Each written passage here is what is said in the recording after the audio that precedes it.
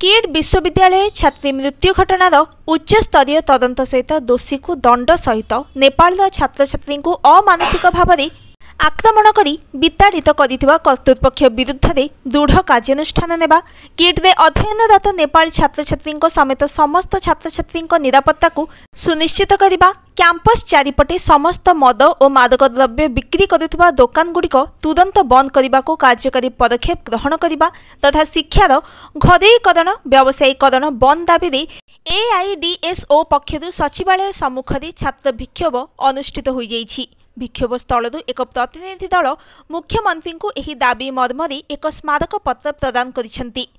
AIDSO पक्षरु आम राज्य तथा देशव्यापी यह घटना प्रतिवाद कार्यक्रम चली।